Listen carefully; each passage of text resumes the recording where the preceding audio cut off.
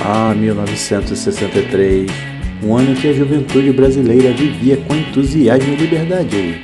Imagine-se a bordo de uma lambreta, aquela clássica scooter italiana dos anos 60 que conquistou o coração dos jovens em todo o país. Era um símbolo de modernidade e estilo, a companheira ideal para explorar as ruas e sentir o vento no rosto. Nos finais de semana, os jovens desfilavam em suas lambretas, naquela paquera, sempre atenta aos brotinhos que passavam nas ruas. Era uma época simplesmente maravilhosa, não é mesmo? Senhoras e senhores, apertem os cintos. A nossa viagem a 1963 está prestes a começar. No Brasil, a década de 60 era marcada por mudanças políticas e sociais, enquanto internacionalmente o clima da Guerra Fria dominava o cenário global. Vamos revisitar esse ano, refletindo sobre os acontecimentos que moldaram a história e a vida cotidiana das pessoas. No Brasil, 63 foi um ano de grande agitação política. João Goulart, popularmente conhecido como Jango, estava na presidência após a renúncia de Jânio Quadros em 61 e a superação de uma crise política que quase levou o país a uma guerra civil. Em janeiro de 63, um plebiscito foi realizado para decidir entre o regime parlamentarista, instituído em 1961, e o retorno ao presidencialismo.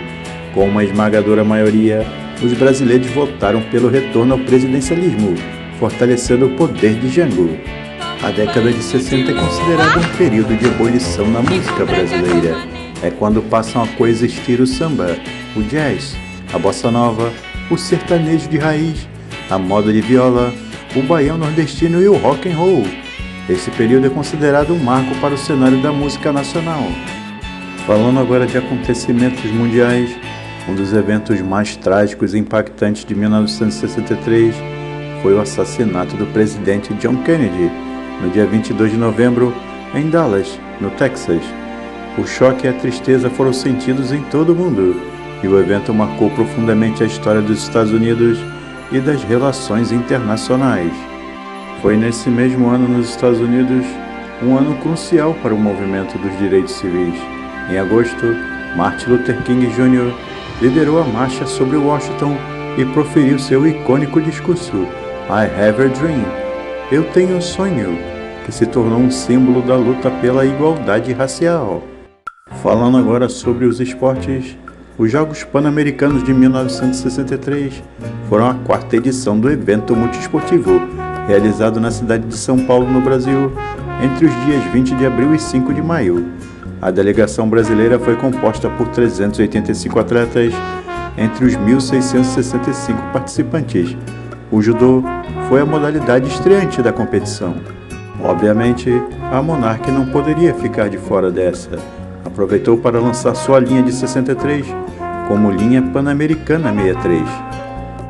No dia 23 de maio, a seleção brasileira de basquetebol masculino brilhava mais uma vez, ao se tornar campeã mundial do evento, vencendo a União Soviética por 90-79 no Rio de Janeiro.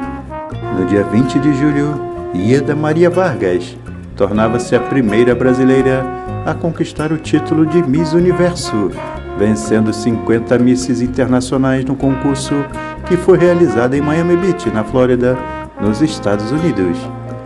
No dia 16 de novembro, o Santos de Pelé tornava-se o primeiro time brasileiro a conquistar o segundo título da Taça Intercontinental de Futebol. E no dia 4 de dezembro, o senador Arnon de Melo, que tentava atingir com tiros o senador Silvestre Péricles, acaba atingindo o senador suplente José Cairala. No início dos anos 60, a indústria automotiva brasileira ainda engatinhava e era dominada por marcas estrangeiras.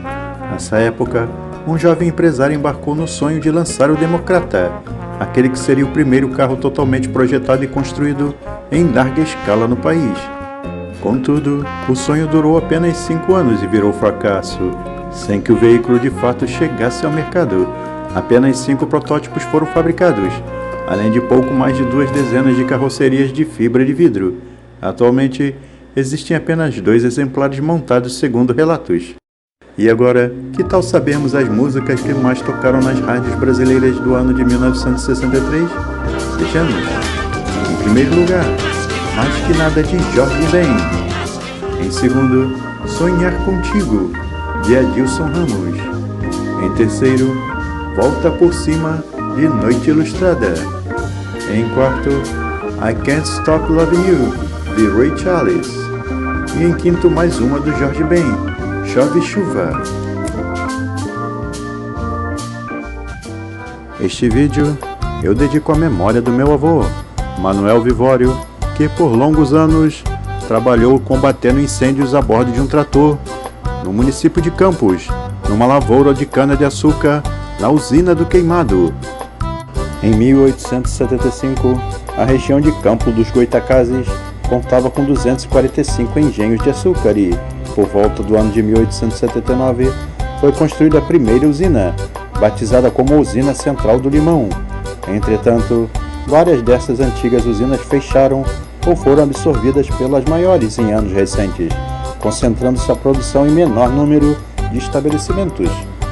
Das 27 usinas existentes nos anos 60, apenas 12 continuavam funcionando em 1976. Cambaíba, Cupim, Novo Horizonte, Outeiro, Paraíso, Queimado, Santa Cruz, Santo Amaro, Santo Antônio, São João, São José e Sapucaia eram estas que estavam em operação em 1976. Senhoras e senhores, sejam todos muito bem-vindos a mais um vídeo do canal. Meu nome é Renato e serei seu anfitrião nessa viagem rumo ao ano de 1963. Dia 23 de maio tornou-se público que o Papa padecia de uma grave doença. No dia 3 de junho do mesmo ano, o Papa faleceu às 2h50 depois de sofrer uma longa agonia. João XXIII era um Papa modesto e alegre da Igreja Católica e foi um sopro de ar fresco para a instituição. Com o lançamento do álbum Please Please Me, nascia a banda de rock The Beatles, que se tornaria a maior banda pop de todos os tempos do mundo. Quem também surgiu em 1963 era a Lamborghini, criada por Ferruccio Lamborghini, a famosa fabricante italiana de automóveis desportivos de alto desempenho e de luxo. Surgiu como uma filial de uma fábrica já bem sucedida de Ferruccio, a fábrica de tratores Lamborghini Trattori S.p.A. Os tratores de Ferruccio eram já muito famosos na época e uma referência no setor de agricultura. Valentina Tereshkova foi a primeira mulher a viajar para o espaço. A russa realizou o feito sozinha em 1963, no dia 16 de junho, a bordo da nave Vostok 6. E no dia 1º de setembro, estreava no Rio de Janeiro a TV Excelsior Rio.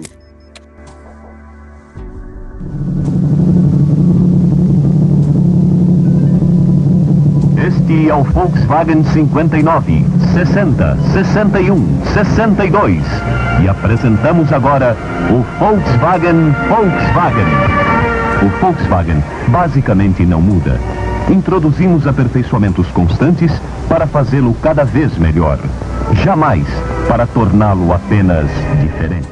E agora vamos falar dos carros que mais se destacaram no ano de 1963. O Willys Interlagos foi o primeiro automóvel esportivo produzido no Brasil. Foi feito entre 1962 e 1966. Ele era a versão brasileira do Renault Alpine A108, de linhas semelhantes ao 110. O nome é uma alusão ao Autódromo de Interlagos e visava ressaltar a esportividade do modelo. O Interlagos foi idealizado por Christian Reis, mais conhecido como Bino, chefe da equipe Williams de esportes. Só que infelizmente ele veio a falecer em 1963, num acidente em Le Mans. A produção de Interlagos ficou então a cargo do piloto Luiz Antônio Greco. Foi também em 63 que a produção do Candango da DKV Vemag era encerrada, principalmente porque as Forças Armadas não demonstraram interesse em sua aquisição. O lobby da Willys foi melhor. O Fenneman JK 2000 não sofreu alterações significativas em 63, prevalecendo as feitas em 62, as primeiras alterações estéticas e mecânicas do carro. O Volkswagen Sedan 1200, popularmente conhecido como Fusca, ganhava poucas alterações em 63, como os novos bancos e atualizações mecânicas.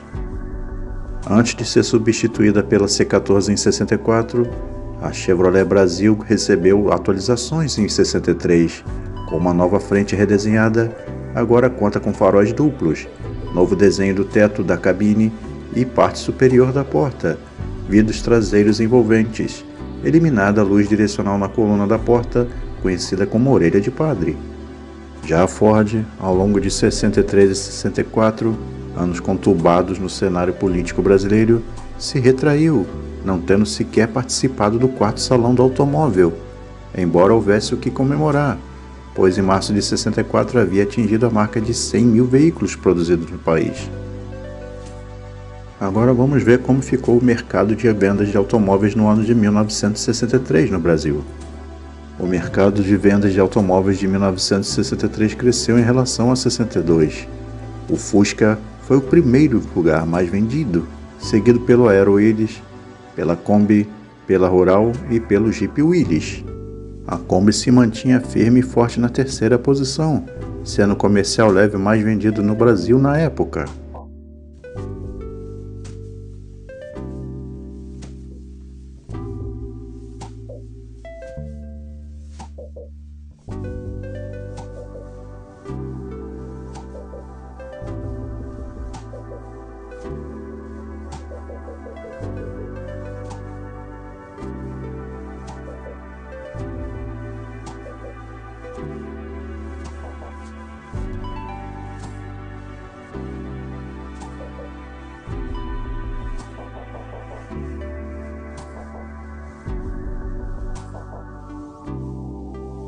Agradecemos aos gentis amigos que assistiram até aqui nosso vídeo. Lembrando para não esquecer de curtir e compartilhar. Se ainda não for inscrito no nosso canal, se inscreva. E até a próxima, pessoal!